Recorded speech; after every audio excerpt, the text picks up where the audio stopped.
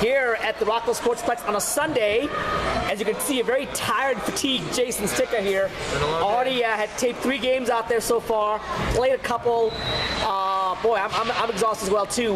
Right now, as we speak, the Babylon Warriors, the Scabs, are playing right now. As we speak, it's the 8 o'clock game that's going to be being played. But we're actually going to go ahead and do the pro recap right now. Yeah. Pro recap, we have 4 pro games.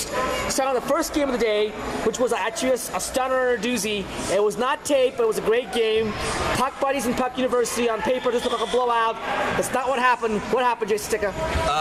Puck University beat the Puck Buddies with the literally a last second goal. With last second goal. Time expired to win 4-3. Outstanding effort by Puck University. I thought that they were stout defensively. I thought they did a good job containing Jake Berube. There are a couple caveats here. Puck Buddies were without their full roster. They were missing quite a few people. So I think that's the biggest thing that you have to look at when framing this in a certain perspective. But credit where credit's due. Puck University playing outstandingly.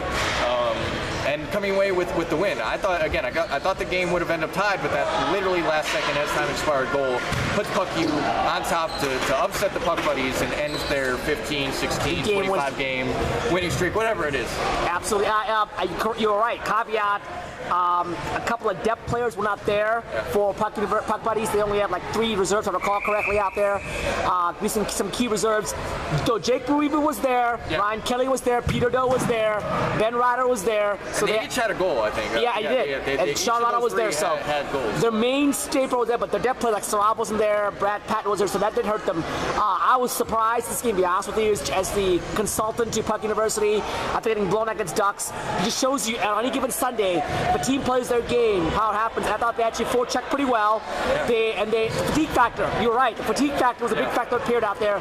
Puck University dominated third period. They were down by 2, got 2 tying goals early, then literally a last second goal to win this game as well too. Congratulations to Puck University. There's no more undefeated team in the pro side as we speak out there. Next game on tap we had was DC Prop Dakotas going against the All Blacks. 2 teams that have a little history going back, way back when, and some players are missing out there, but in the game today, and again, the theme today in pro was either you have an upset or you get blown out. Yep, absolutely. And unfortunately for DCP, they were at the end of a blowout.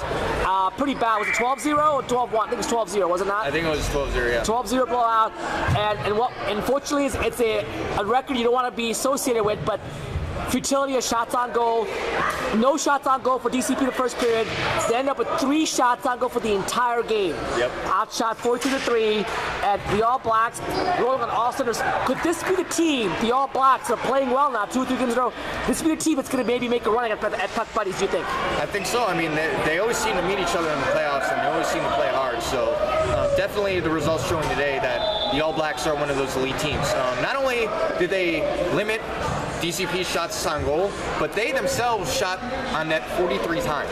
Excellent point. So not only were they stout defensively like they always are, but kind of taking a page out of the Puck Buddies playbook and just generating an extreme amount of offense, and that's really what did DCP in.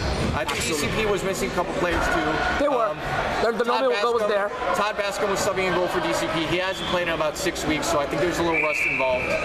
But at the end of the day, I mean, the defense for DCP wasn't there. They weren't giving Todd much help, and I think that's why the game got out of hand pretty quickly.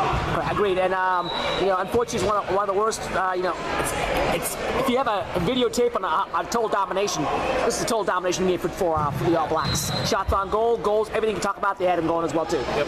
Third game we had on tap was the Snake Eyes going against Puckmaster Ducks. Yep. And a game that again, you either get blown out or you get upset. In this case, it was an upset win for Snake Eyes as they get their first win of the season. And now, officially, I can tell you right now, of 22 teams, every team has won 1 game. Yep. Not only tied, they won a game. So every team is off the snide now, which is great to see as a commissioner. How did Snake Eyes do it? They were just really, really good at passing, at getting open, at spreading out. Snake Eyes played really, really well. Lucy Myers had a breakaway, didn't result in a goal, but to me that's kind of a microcosm of just how well Snake Eyes were playing. Funkmaster, kind of the same story as the last game, just I don't think the defense was there for parts of the period. Jenna being tested often. She played great, but... It wasn't Jenna and Ned, actually. It was Todd Baskerman as well, Oh, too. yeah, Todd Baskerman. Never mind. Yeah, my fault. It's okay. Yeah, so Todd actually playing very well this game, I felt, but it just, the cards didn't shake that way for him. And they ended up falling, getting upset, as you said, by the Snake Eyes. But again, I thought it was a great game by the Snake Eyes. Last game of the night, again, theme again, blowout or upset. Blood Red versus Ducks. A great game on paper.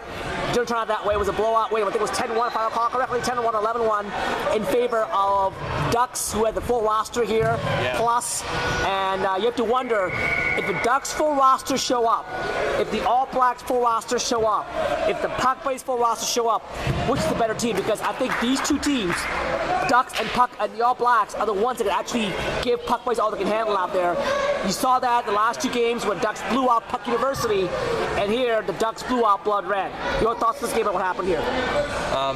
It was just a dominant showing by the Ducks. I think you're right. When everyone on the Ducks shows up, they are a dominant team. I think they're probably the number 2 team.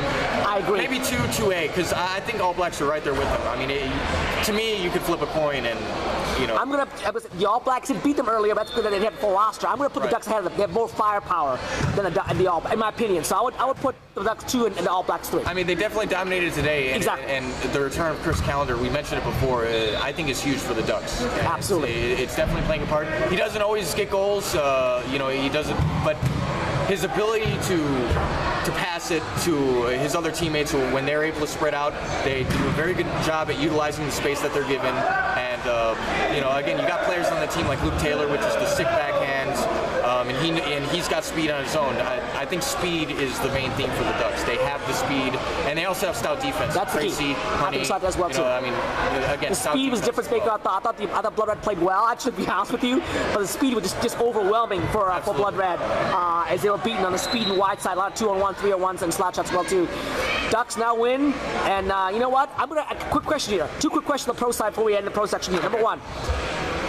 You want to post? You do the polls once in a while. So do I once in a while. Yeah. Can I convince you, as a pollster, if you're polling this week, hypothetically speaking, to put the Ducks ahead of the Puck Buddies?